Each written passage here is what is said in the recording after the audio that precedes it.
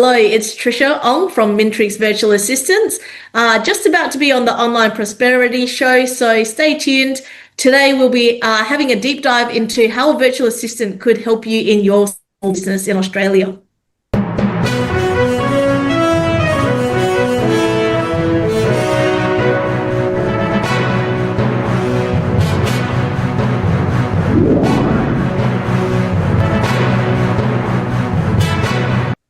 Ladies and gentlemen, welcome back to the Online Prosperity Show, the #1 place to discover solutions, methods, and stories that help you create a business and a life you truly enjoy. I'm your host, Prosper Taruvinga, and I must say, today's episode is special.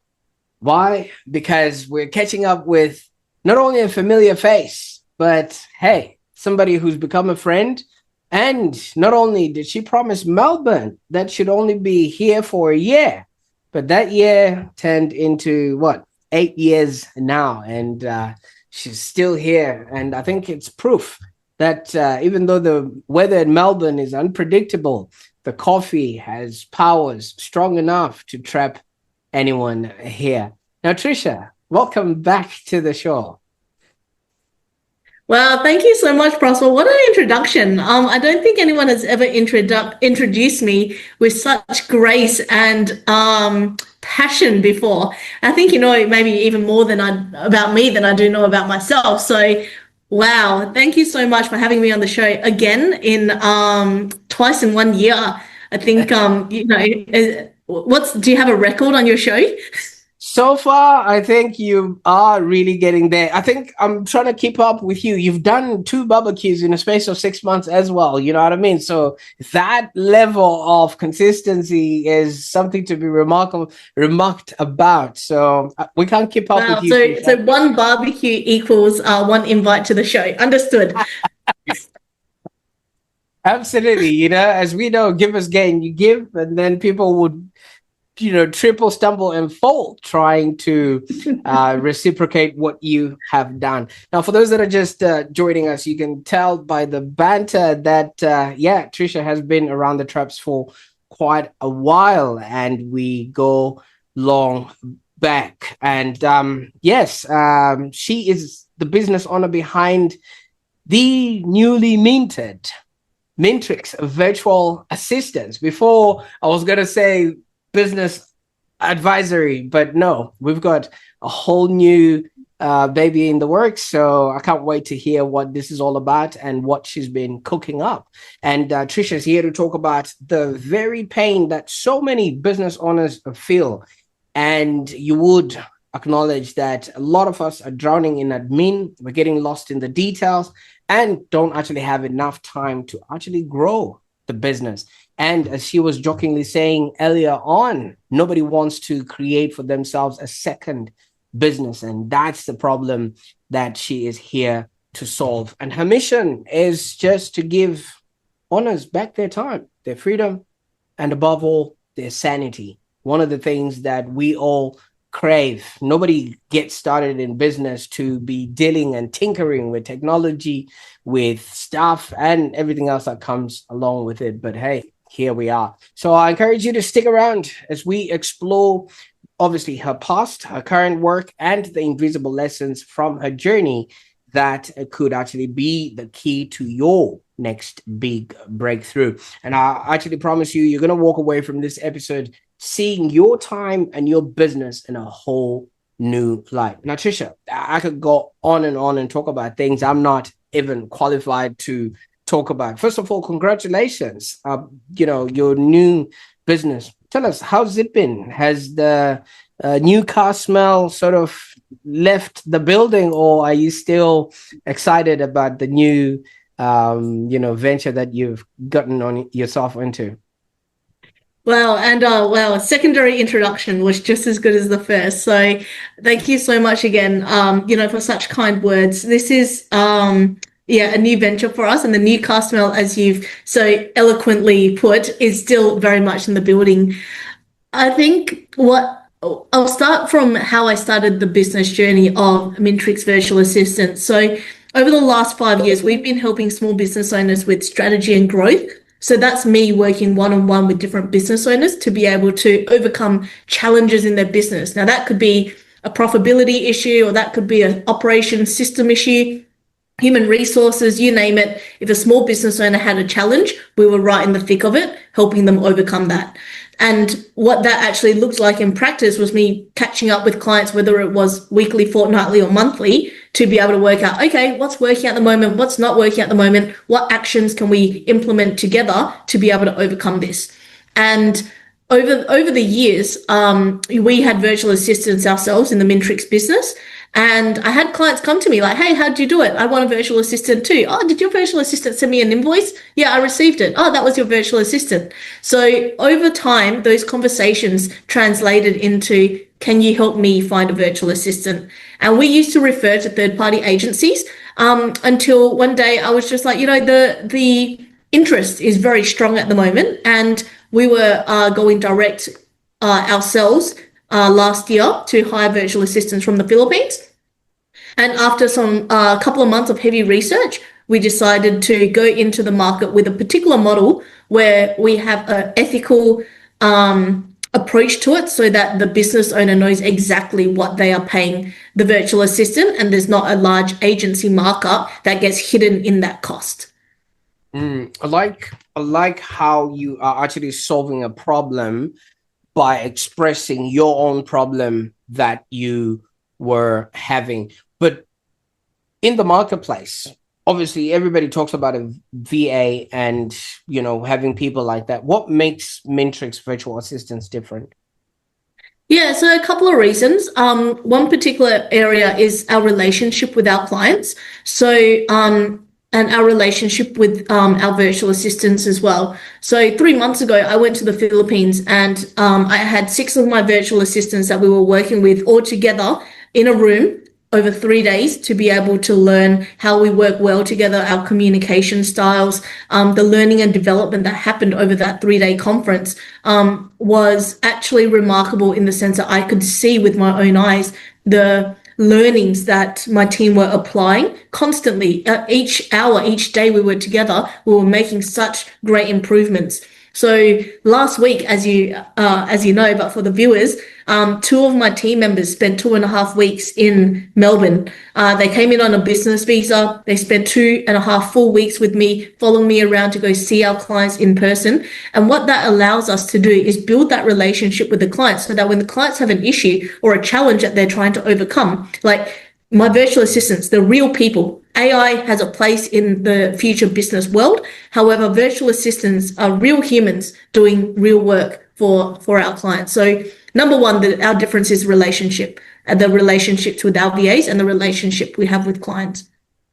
Secondly, our point of difference is a transparent model where we charge a ongoing monthly support fee and a recruitment fee, which is a flat fee each month. And then there's the VA payment on top of that. So the business owner can transparently see how much the virtual assistant is receiving each month, and should they choose, can increase that payment at with a discussion with us. We can always be increasing that as well.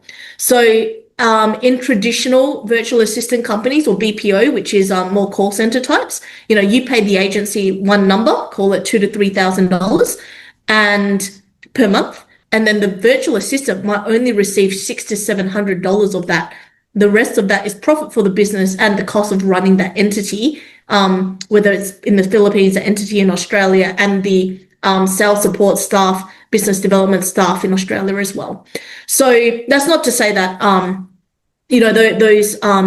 the competition or the industry is incorrect. That just goes to show that there's different models out there, and we want to go into the marketplace with an ethical model where the business owner can see how much the virtual assistant is receiving, and be providing a fair and equitable contribution to the virtual assistant's payment. Absolutely. And I think that's quite a unique offering, because as you said, other, competitors out there, have their own fees, yet they're paying, whatever lower fees to the virtual assistants there, which creates the disconnect that a lot of people have been facing, thinking, VAs don't quite grasp what they supposed to be doing. Now, a lot of entrepreneurs, when they're sort of getting started in their business, especially tradies or things of that nature, they really resist delegating because they've always done things by themselves. They've always been the person doing all the stuff. And a lot of people have this sentiment that if you want something done properly, you do it yourself. What do you see as the biggest misconception about hiring a virtual assistant? Yeah, great question. So I would definitely say that the people who want to continue doing it all themselves, you're going to hit a limit. So let's say, for example, you start your business and you're working 8 to 10 hours per day. But then you run out of enough hours in a day because you're doing it all on your own. And then, you start working 12, 14 hours a day. And then that's still not enough. So then you start working Saturdays. And that's still not enough. So then now you start working Sundays and even longer. So what I'm trying to say is if you're doing it all yourself, you're going to hit a capacity constraint, and that's your own personal time.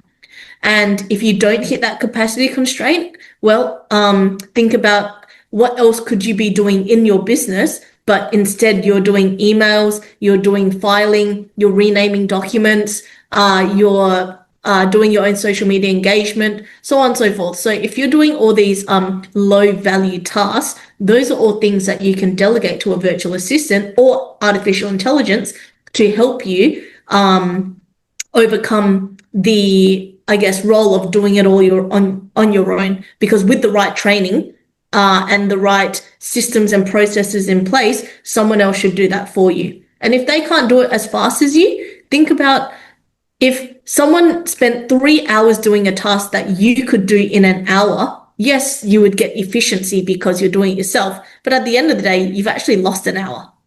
So what could you have spent that 1 hour doing, even if you could do it 3 times faster than someone else? I like that because you also can't climb the ladder of success with your hands full. So you can imagine if you're a painter, you're trying to get your paintbrush, your paint tin, and you're trying to answer the phones and send invoices for the next jobs and things of that nature. And speaking of which, what kind of business owner would just suddenly wake up and say, oh, I desperately need to have a virtual assistant? Who do you work with? So industries we work with is heavily the trade-based industry. So think electricians, plumbers, painters, builders, and the like. We also work heavily with different coaches and consultants as well who are looking to delegate their administrative work. So those are some of the industries. Allied health professionals as well that we're working with, speech therapists at the moment, psychologists, those sorts of industries. However, when it comes to the tasks, there's 3 main tasks or categories of tasks that we recruit very well for. The first one is administrative and personal assistant type duties. So you're thinking tasks such as answering the phone, drafting emails, filing things away, admin heavy based work. The second is digital marketing, think more lower level tasks like creating Canva posts, CapCut type videos, engagement, that sort of work. Maybe LinkedIn posting and Instagram posting. And then the third category would be account support. So think tasks such as making phone calls to follow up on payments for your tradies, or scheduling jobs for different services, anything accounts payable and accounts receivable type work can be delegated very well and effectively. Those are the 3 that we find. Absolutely. Now, Tricia, if I'm in my office right now and work is just piling up, which it sometimes does, is it just a matter of calling you up and say, hey, can you bring me a virtual assistant? Or do I actually need to fly to the Philippines like you did and then, find the right person while snacking on dried mangoes, waiting for them to respond to applications? Well, the dried mangoes is definitely a thing. And for the viewers, if you haven't tried dried mango, go to your nearest Asian store and try to pick up a packet of dried mangoes, because it is a absolute game changer. It's a sugar hit. It's delicious. It's sweet. It's tasty. It's like jerky, but in the form of a mango. So That would be the best way to describe it. But no, I would say that a small business owner who's feeling a little bit overwhelmed in admin, or perhaps thinks that they have tasks that someone else could be able to do at the fraction of a cost of what Australian labour can do. In the show notes, we can add in a link to my booking platform, or you can check out our website, mintrixvirtualassistants.com.au. Book in a free discovery call with me. And that's just 30 minutes of your time where you sit down with me and we work out what are the tasks that are chewing up your time? What are the activities that don't need you to be 100% involved in? I'll come up with a very big list based on feedback. Clients will tell me, yes, that would work, or no, I have to keep doing that because of XYZ reason. Once I've got that list, we turn that into a job description. From there, we'll educate the client on how to best have their virtual assistant set up for success. So that's with daily tasks, weekly tasks, monthly tasks, because that recurring nature will train the VA on getting things done correctly based on the client's preferences. And you'll find that although the VA might be proficient in using Canva, each client might have a different preference on what it might look like in terms of that final output, or the style, or the font, or the brand kit that we've specifically utilized. Each client has a different preference. So that's generally what we do in a discovery call to set that client up for success, give them a scope, and then see if they're ready and interested in proceeding with us finding offshore help. So we've specifically chosen the Philippines for a couple of reasons. One of those reasons being that the time difference during winter is 2 hours to Melbourne, and during summer is 3 hours. With the west coast of Australia, it's the same time zone. So first of all, that's a huge plus. In addition, we find that the level of English and understanding is very, very high when it comes to Australian values and being able to teach and train the VAs in our particular work ethic and our methods as well. So it's very well received. So for those reasons, that's why I chose the Philippines.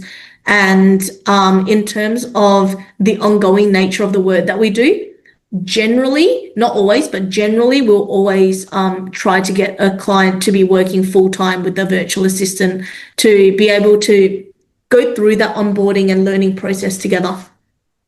Absolutely. Now, with what you're saying, working together and working with them full time, that requires a level of compatibility. You know what I mean? Yes. If the other person doesn't quite gel with the other person, are there any things that you're doing in between or before to ensure that, those hiccups are ironed out before they create problems? Yeah, definitely. So we do a couple of rounds of aptitude testing and personality testing, plus a 3-day training course. So what that looks like in reality is, let's say, Prosper, you're looking for a virtual assistant. We'll sit down with you, work out the scope. Next step, if you'd like to proceed with our recruitment services, is we'll ask you to do a personality test. We'll also ask every applicant applying for the role to do a personality test as well. So we'll match based on personalities as our first tick towards a good match. The second tick would be in relation to the competency of the candidate. So the 3 roles that I identified so far, I'll just choose digital marketing and social media services as one role. So just because someone says that they know how to use Canva and CapCut, I'll actually test their skill set. So they'll create some marketing collateral based on a specific instruction that I've provided. And based on their output, we'll see if it's the right style for the client. The third area that we'll do is a 5-minute self-introductory video, so that the business owner who's recruiting can watch a short video to be able to see if it's the right fit for them in terms of that person's communication skills, demeanor,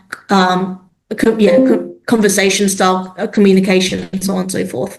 So with those, that already gives the business owner a well-rounded overview of that potential candidate, and then we'll submit about 5 of those applications through to the business owner that we've already pre-screened. Business owner then decides who they would like to interview. And then from there, we'll do multiple rounds of interviews until the business owner is happy with their selection. And once selected, we then go through a 3-day training and onboarding process with me and my team. Day one, I always run that session with every new VA coming on board. So we've got small group sessions where I'll teach them about, the client they're working with.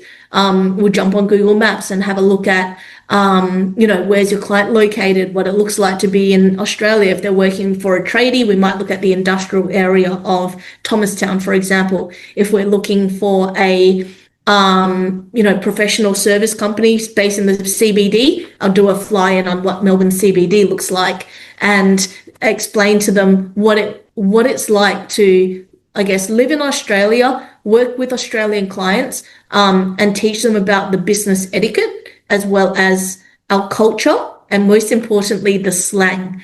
So I don't know if you can think of any slangs off the top of your head that's quite unique for Filipino virtual assistants, but we come across it all day, every day. One of my favorites is a VA once said to me, "Hey, my client keeps saying no dramas, but I didn't think what I was doing was quite dramatic." And we're like, "Nah, no dramas means like, no worries."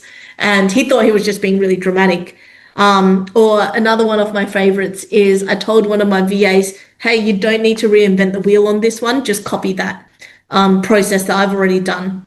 And she actually inserted a wheel into like a spin wheel into SOP, a standard operating procedure. But it just comes down to the fact that a business owner could assume that the VA understands what they're saying when Australian slang is just a different language.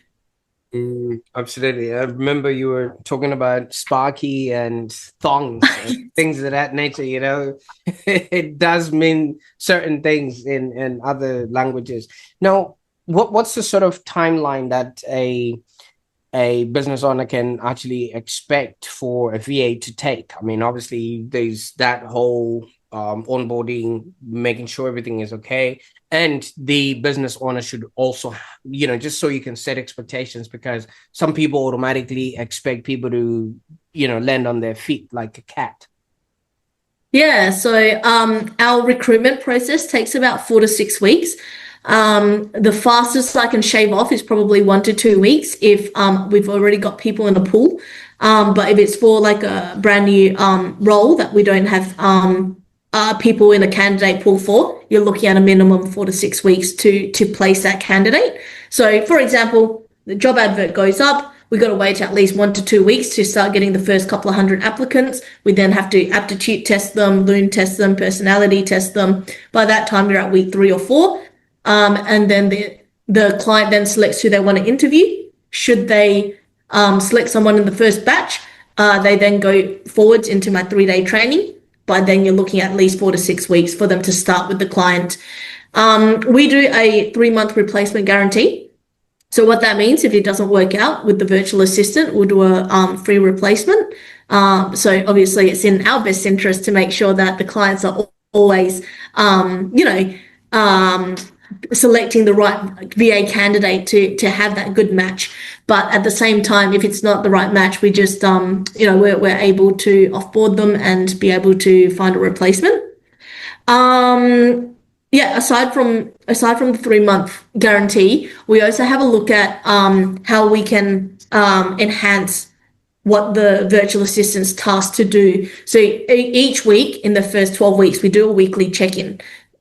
Every Friday, they meet with my team in small groups of about 5 people where they can share their wins and their challenges. And then we can also make suggestions on how they could be a little bit more innovative or take the initiative to suggest something to their client and say, "Hey, the Mintrix team, they're doing invoice payment follow-ups for their clients. Do you want me to start doing that for you? Or they're doing this on social media. Do you want me to start to collect this data as well?"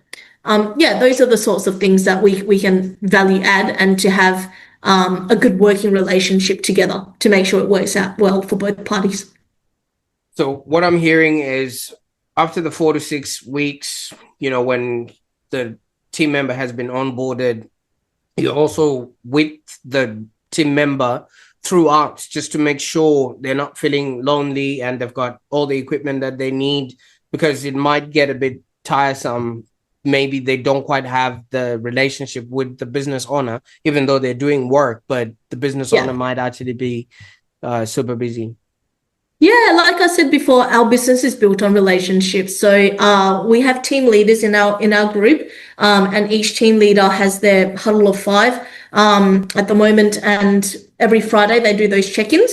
In addition, once a month I run team training on a particular topic, usually along the lines of soft skills like communication, phone etiquette, business etiquette, that sort of stuff. We'll also do a once a month virtual drinks where all the VAs come on board to socialize and win prizes. Like we give out a free McDonald's dinner and here and there and things like that to spark a bit of competition, healthy competition. And in addition to that, next month, actually in October 2025, we're going to do a in-person catch-up where the Mintrix team have invited all of the VAs to come together for a lunch to be able to meet each other in person. So we do a lot of the team culture bonding. Oh, in addition, we do birthday celebrations. We'll do remind clients 7 days out before one of their VA's birthday, 30 days out prior to that, help them organize something small like a cake or something.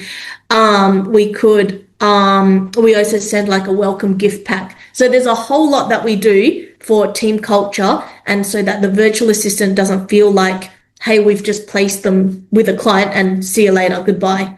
We're there every single week, every step of the way, checking in with both the client and the VA to make sure that if there's any issues, whether it's communication or whether it's work output or initiative or something else, we're able to help along the way as well, because that's the relationship we have with both parties. Absolutely. And speaking of both parties, it takes 2 to tango in this whole thing. What does the business owner also need to have ready in order to welcome a new VA into their team? I think it's just an open mindset. If you don't have your systems and processes ready yet, your VA can help you write some standard operating procedures. If you don't have a document library of all your regular documents, your VA can help you build that. If you don't have a work order management, call it Asana, Trello, Monday, Notion. If you don't have any of that, you're just running Excel sheets, your VA can help you.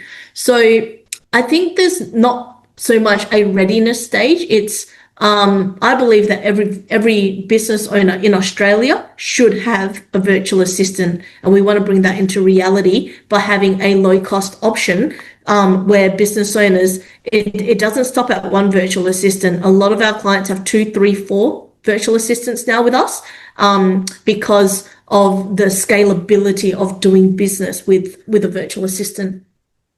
So now, obviously for you, Tricia, this has transcended just being offering a service. You've literally made this part of your legacy. Tell us a little bit about what you're working on right now and how that would affect operations moving forward. Yeah, there's a couple of things we're working on behind the scenes. 2 things that I can share so far is one, I am writing a book, and I am doing so because I have been inspired by your journey, Prosper, of your M.E.D.I.A book, your book launch recently, as well as becoming a #1 bestseller on Amazon. So well done for that. Or best-selling author, I think your tag is on Amazon. So very well done for you on that. That's definitely something that I aspire to want to do as well. So I'm in the process of doing that at the moment. And thank you for all your encouragement and inspiration to be able to help me on my journey to becoming an author.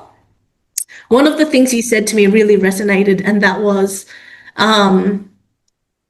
I was just like, no, I think I'm in my 30s. I'll just wait till I'm 40 or 50 to write my first book, because I'm just going to wait for a bit more experience and have something more to say. And you were just like, why stop at one book? You like, to be an author, you don't just write one book. An author has to write multiple books. And so yeah, I definitely took that in my stride, and I was just like, hey, Prosper's done it. I can follow in your footsteps now. Yeah, having known you so personally over the last year or so. And yeah, so that's one thing that I'm working towards. And the second thing I'm working towards is we are launching franchising opportunities Australia wide. We are in our going through a pilot program at the moment, being in September 2025. So we've done virtual assistants for 9 months. During this time, we've grown and started to scale this business where I've got 7 virtual assistants working in my team at the moment, and we're helping close to 50 clients probably by the end of this month. And from there, where we want to scale this is to have a Mintrix virtual assistant branch or location in every major Australian city. And that just starts with growing the Melbourne location. So currently we have a handful of clients interstate. So we've got clients in Sydney as well as up on the Gold Coast. So we'd like to be able to grow that portfolio of clients interstate. But it's hard, tiring, and lonely to build a business on your own. So I'm looking for people to, yeah, share this journey with me. And yeah, we're starting to seek new franchisees. Legal paperwork's a work in progress as we speak. New entities being set up already this week. Trademarking's all done. So yeah, our next step is to start expanding our business both across Melbourne and interstate as well. Congratulations. I mean, seriously, it's not easy. First of all, setting up a business and setting up another business and then making it a franchise and everything else that you're doing. I think a lot of people are going to be watching you as a role model for things that they can do, especially when it comes to building a business that's profitable and enjoyable. Now, this is now where you need to be paying attention to every little bit of thing that you're doing, because one day, not only are you going to come back and launch your book on the Online Prosperity Show, but you'd have a good story to tell for your next book, because all of these things are the things that actually build a book. So you don't necessarily have to wait a certain age. You actually have to put content into your life so that you'd have something to write about. And that's what a lot of people miss out on. They wait for the time, and then when they realize they get to the time, there's not any content in between, and you're doing that. So kudos to you and congratulations for everyone who's going to be doing it. So does that mean every franchisee can get a Tesla? Because I could just sign up right now. Yeah, definitely. Yeah, I think I got a referral code for Tesla as well. Like, I think you say $500. Very good. So obviously we've looked at, the VA sort of business. We've looked at the, types of people that you want to work with and things of that nature. But maybe you can share a client story whose business is not shut down right now because a VA came in and was working behind the scenes. And maybe somebody who went from obvious chaos to calm thanks to your services. Wow. I don't know which one to choose, so I might choose a couple of stories. The first one that came to mind is about 3 weeks ago. One of our tradies based in New South Wales, he reported that his virtual assistant, who was only with him for about 4 weeks, managed to collect $70,000 in accounts receivable. That's $70,000 worth of unpaid invoices that by sending a few simple reminders and requests for payment was a $70,000 injection into that small business's cash flow, which was absolutely insane. Like, that blew my mind on what we could actually achieve here by having some simple DIY steps. And like, it wasn't anything extravagant. It was just we showed the virtual assistant how to send 2-3 reminders and follow up with a phone call. And that was the result. So that is, obviously a very good outcome. But, even if that helps a small business owner collect $2,000, $5,000, $10,000, Like all of that is added value. The other thing that I thought about as that was happening was, even if the virtual assistant, by doing all those things, there's no large cash injection like this particular example, is one extra thing that the business owner doesn't have to do themselves. It's one extra thing that you can delegate. And I don't know about you, but I know that for myself in small business, it's easier when you're the business owner to delegate payment follow-ups, because it's always awkward asking for money when you're the business owner. So because of that experience myself, I find it easier to just get someone else to make that call for me. So that's one of the examples. So well done to that virtual assistant. You know who you are if you're watching this. Well done on all your efforts there for your client, because they're so grateful. Another one an example is just myself. Before I had a virtual assistant, I was just doing everything myself. It was chaos. So I was running a book full of clients. I had, referrals coming in. I was doing networking events. I was doing every phone call, every follow-up. This is before the world of AI as well. This is before ChatGPT was around. And I'm doing every email, every phone call, every client interaction, driving to 3 or 4 clients a day, 3 like big 2-hour meetings. But yeah, it was just tiring and all consuming. And I found that I became an employee to my own business. I didn't have a business. I had a job. I created a job for myself. And that led me to believe that there's a better way to do this. And so my first virtual assistant opened my eyes up to the possibilities. My second virtual assistant opened my eyes up to opportunity of helping others. And my third virtual assistant took over all of my marketing, and then inquiries started coming in on Instagram. And then my fourth virtual assistant, who you've met, AC, she's my right-hand girl now. She sits in on my meetings. She'll send emails to my clients. She'll make phone calls. She's basically my operations manager that looks after so many different areas of the business. So for me, like, a virtual assistant has transformed the whole way that I operate my business, so that I no longer have a job. I now have a business that's an asset. Absolutely. And you know what I like about that? Because they say a business is a commercial, profitable entity that literally works without you. The rest, we just crown it business, and it actually doesn't work. And kudos to that VA that actually, did the $70,000 reconnaissance.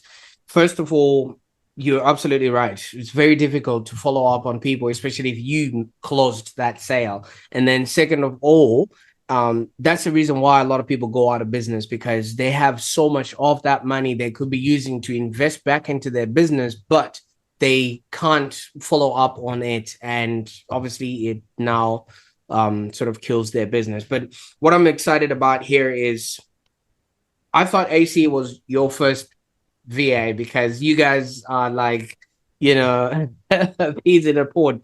But it does showcase that, you've got to go through certain things in order for you to then find your stride. Now, would you say that your past experiences have actually prepared you to be able to run this present business? Because had you not gone through what you went through, you wouldn't have had the pain and understanding of what it actually is to run without a VA. Yeah, definitely. I think all of our experiences shape who we are every day. And I definitely think that without the experiences that I've had in my whole working life journey, and my self-employment journey as well, it wouldn't allow me to build the business that I have, because the systems and processes I learned the value of that in the first 10 years of my corporate career. After that, at university, I learned the value of, having that structure, the consultant hat on, looking at things from that third-party lens.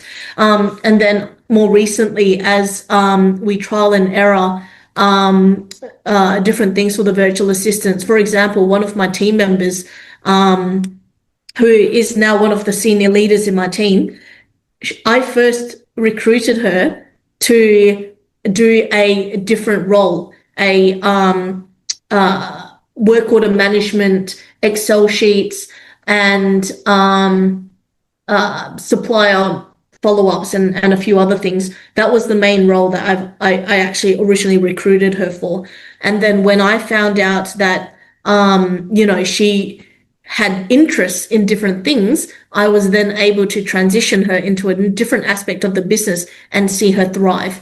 Sometimes I feel that by having people in the right environment, they excel better than in an environment that's not primed and ready for them. So to give you an example, there's this water analogy that I listened to another speaker. I think it was a TED Talk speaker talk about once, and you can buy a bottle of water from, actually you start off with getting water from the tap, and what are you willing to pay for water out of the tap? And the reality is $0. Let's say you go to Coles or Woolworths and you want to buy a bottle of water, right? Maybe it's $1. You now go to an airport, and how much is a bottle of water? But your willingness to buy it is still there. After that, let's have a look at in a concert. Let's say they're selling a bottle of water for $100 for one bottle because there's only 3 bottles left and 500 people who want that water.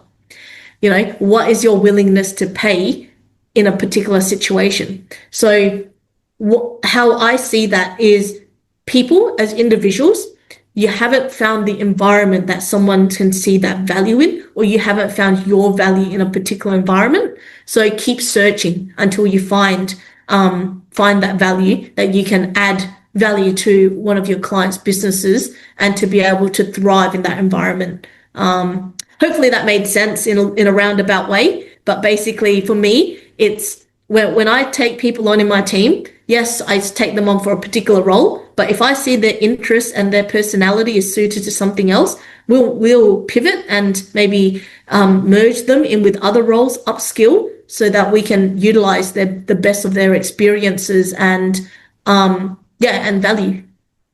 Oh, absolutely. I mean, it's like seeds or even animals. If you put them in an environment where they cannot thrive, they definitely won't respond, and that's just how it works. But we can look at your background. You definitely used to work in high value environments, literally digging for gold. As I obviously joke around and say gold digger. So if you could maybe give advice to that younger Tricia who was wearing high V's in a dark mining shaft and you were thinking you were at the top of your game, what would you tell her, while you're just walking past? Could she maybe be a customer of yours and get a VA to work for her, or what would you tell her? Well, okay. I would say that when I was working for the underground gold mining company, I was in my late 20s during that period. And I would say that the advice I would give, aside from getting a VA, is because obviously I was an employee, I wasn't a business owner.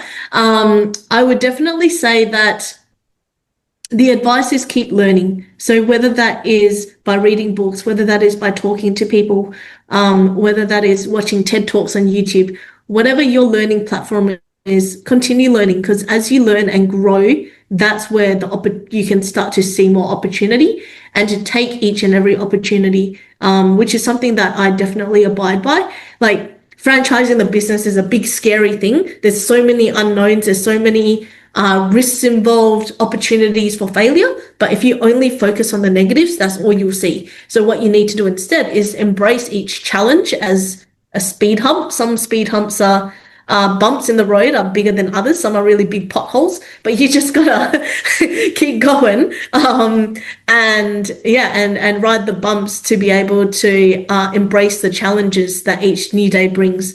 I'm just grateful to have the opportunity to work with such great people, to know such great people like yourself, like other referral partners, like the people in my network, the people on my team based in the Philippines. To be able to have opportunities like this. And, we live in the best country, Australia, to be able to, have those opportunities.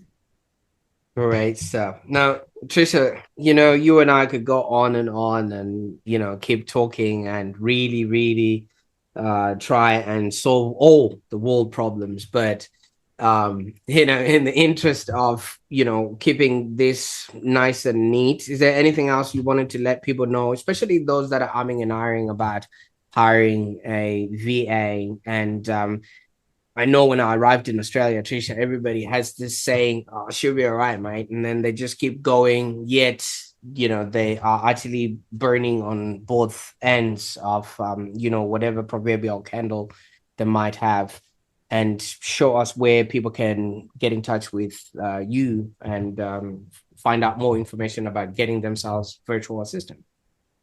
Yeah, definitely. So I would say that if you're a small business owner still wearing all the hats, or a small business owner working late nights, working weekends, a small business owner stressed and burnt out and not loving the job anymore, or, loving the business that you are so passionate about, have a chat to me, or anyone on my team.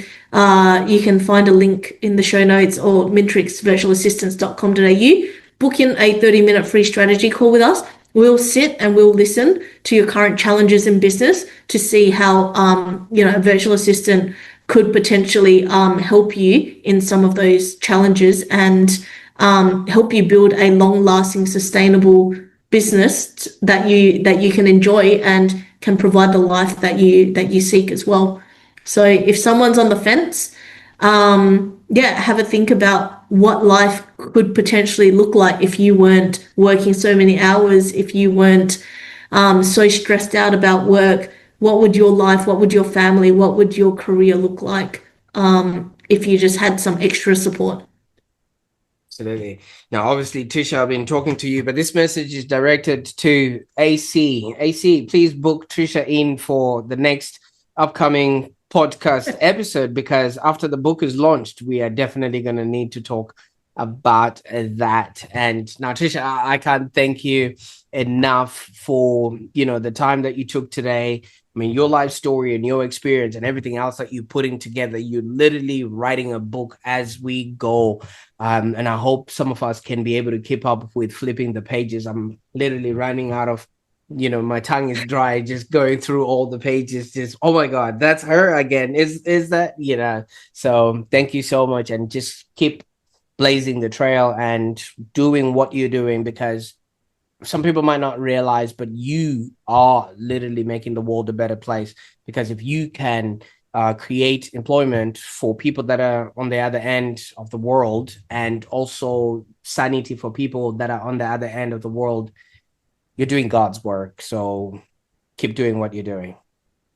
Fantastic. Well, thank you so much, Prosper. And a final shout out to AC. Don't book your flight yet.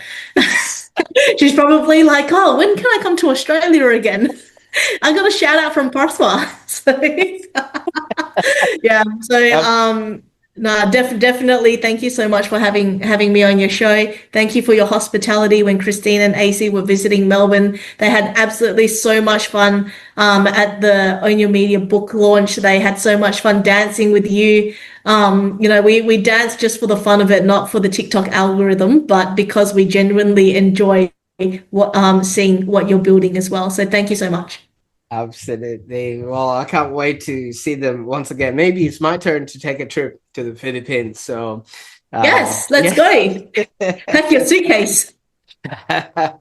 Absolutely. Now, ladies and gentlemen, what an inspiring conversation. I mean, Tricia's journey just reminds us that sometimes the best investments in business aren't the flashy ones, but they're the ones that actually buy you back your time, because we're in the business of being free after all. So your focus, your peace of mind really deserve, being handled by people like Tricia, who have the systems, processes, and the people to keep that sanity in a check. No, if you've ever caught yourself maybe working late into the night or doing things that somebody could just handle cheaper, better, faster, I think this was also a wake-up call. I encourage you to reach out to Tricia and her team at Mintrix Virtual Assistant.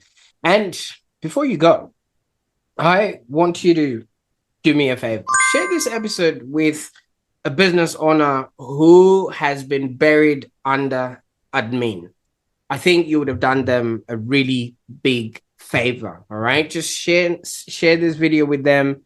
No questions asked. And one day they will be thanking you because they would have their own team of Mintrix virtual assistants, working with them. And while you're at it, don't forget to subscribe to the Online Prosperity Show. As you can see, Tricia has been here for the second time, and she'll be back again to launch her book and the franchise and more things to come.